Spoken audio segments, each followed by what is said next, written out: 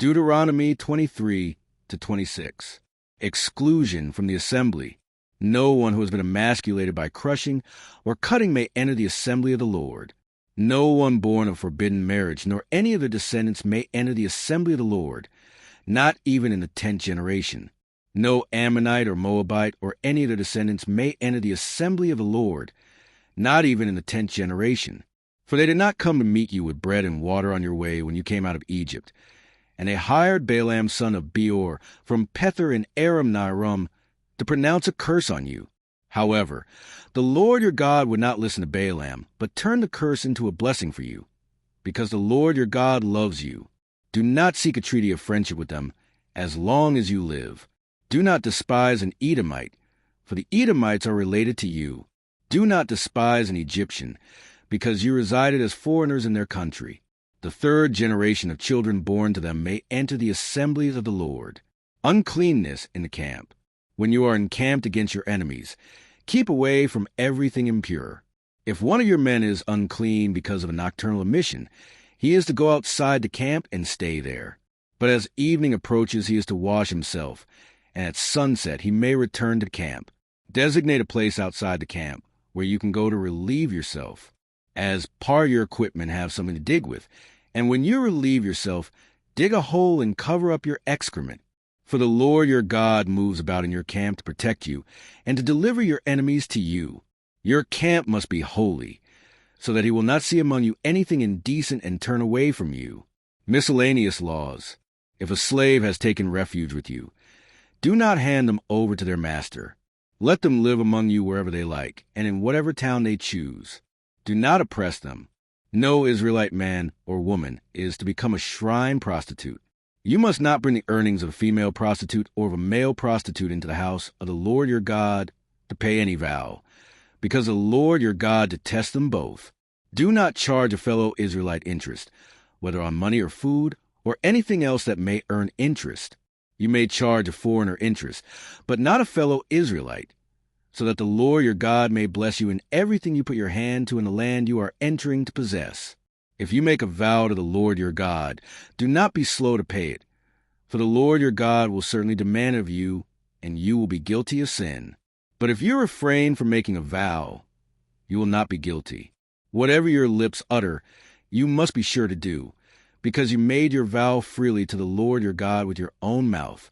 If you enter your neighbor's vineyard, you may eat all the grapes you want, but do not put any in your basket. If you enter your neighbor's grain field, you may pick kernels with your hands, but you must not put a sickle to their standing grain.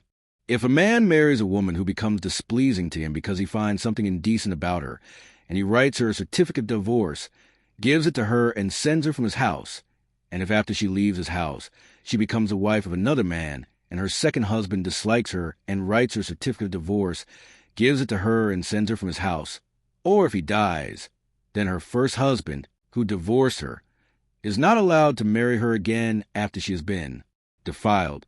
That would be detestable in the eyes of the Lord.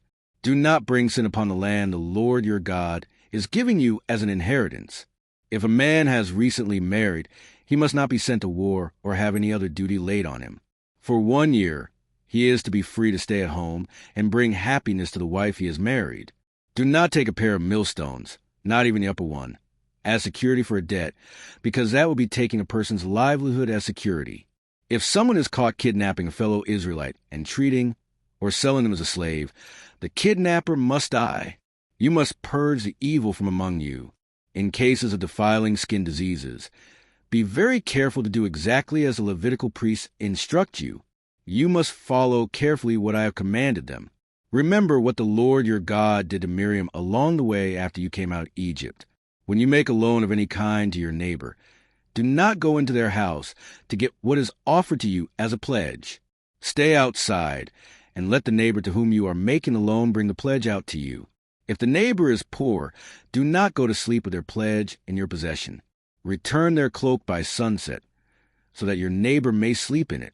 Then they will thank you, and it will be regarded as a righteous act in the sight of the Lord your God. Do not take advantage of a hired worker who is poor and needy, whether that worker is a fellow Israelite or foreigner residing in one of your towns. Pay them their wages each day before sunset, because they are poor and are counting on it. Otherwise they may cry to the Lord against you, and you will be guilty of sin. Parents are not to be put to death for their children, nor children put to death for their parents. Each will die for their own sin. Do not deprive the foreigner or the fatherless of justice, or take the cloak of the widow as a pledge. Remember that you were slaves in Egypt, and the Lord your God redeemed you from there. That is why I command you to do this. When you are harvesting in your field, and you overlook a sheaf, do not go back to get it. Leave it for the foreigner, the fatherless, and the widow, so that the Lord your God may bless you in all the work of your hands. When you beat the olives from your trees, do not go over the branches a second time. Leave what remains for the foreigner, the fatherless, and the widow. When you harvest the grapes in your vineyard, do not go over the vines again. Leave what remains for the foreigner, the fatherless, and the widow. Remember that you were slaves in Egypt. That is why I command you to do this. When people have a dispute, they are to take it to court, and the judges will decide the case, acquitting the innocent and condemning the guilty. If the guilty person deserves to be beaten, the judge shall make them lie down and have them flogged in his presence with the number of lashes the crime deserves. But the judge must not impose more than 40 lashes. If the guilty party is flogged more than that, your fellow Israelite will be degraded in your eyes. Do not muzzle an ox while it is treading out the grain. If brothers are living together and one of them dies without a son, his widow must not marry outside the family. Her husband's brother shall take her and marry her and fulfill the duty of a brother-in-law to her. The first son she bears shall carry on the name of the dead brother, so that his name will not be blotted out from Israel. However, if a man does not want to marry his brother's wife, she shall go to the elders at the town gate and say, "My husband's brother refuses to carry on his brother's name in Israel. He will not fulfill the duty of a brother-in-law to me." Then the elders of his town shall summon him and talk to him. If he persists in saying, "I do not want to marry her," his brother's widow shall go up to him in the presence of the elders, take off one of his sandals, spit in his face, and say, "This is what is done to a man who will not build up his brother's family line." That man's line shall be known in Israel as the family of the unsandaled. If two men are fighting, and the wife of one of them comes to rescue her husband from his assailant, and she reaches out and seizes him by his private parts, you shall cut off her hand. Show her no pity. Do not have two differing weights in your bag, one heavy, one light. Do not have two differing measures in your house, one large, one small. You must have accurate and honest weights and measures, so that you may live long in the land the Lord your God is giving you. For the Lord your God detests anyone who does these things, anyone who deals dishonestly. Remember what the Amalekites did to you along the way when you came out of Egypt. When you were weary and worn out, they met you on your journey and attacked all who were lagging behind. They had no fear of God. When the Lord your God gives you rest from all the enemies around you in the land he is giving you to possess as an inheritance, you shall blot out the name of Amalek from under heaven. Do not forget firstfruits and tithes. When you have entered the land the Lord your God is giving you as an inheritance and have taken possession of it and settled in it, take some of the firstfruits of all that you produce from the soil of the land the Lord your God is giving you and put them in a basket. Then go to the place the Lord your God will choose as a dwelling for his name and say to the priest in office at the time, "I declare today to the Lord your God that I have come to the land the Lord swore to our ancestors to give us." The priest shall take the basket from your hands and set it down in front of the altar of the Lord your God.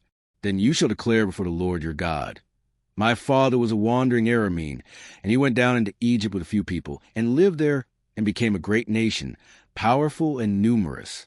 But the Egyptians mistreated us and made us suffer, subjecting us to harsh labor. Then we cried out to the Lord, the God of our ancestors, and the Lord heard our voice and saw our misery, toil, and oppression. So the Lord brought us out of Egypt with a mighty hand and outstretched arm, with great terror and with signs and wonders. He brought us to this place and gave us this land, a land flowing with milk and honey. And now I bring the firstfruits of the soil that you, Lord, have given me. Place the basket before the Lord your God and bow down before him.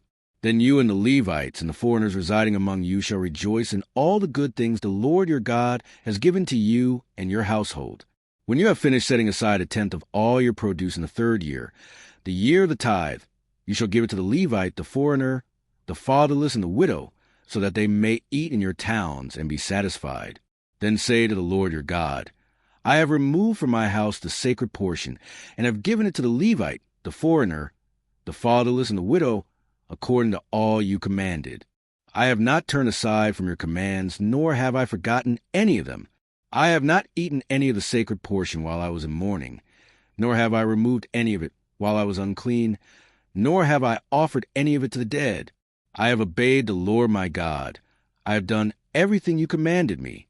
Look down from heaven, your holy dwelling place, and bless your people Israel in the land you have given us as you promised on oath to our ancestors, a land flowing with milk and honey. Follow the Lord's commands. The Lord your God commands you this day to follow these decrees and laws. Carefully observe them with all your heart and with all your soul. You have declared this day that the Lord is your God, and that you will walk in obedience to him, that you will keep his decrees, commands, and laws, that you will listen to him. And the Lord has declared this day that you are his people, his treasured possession, as he promised, and that you are to keep all his commands. He has declared that he will set you in praise, fame, and honor high above all the nations he has made, and that you will be a people holy to the Lord your God, as he promised.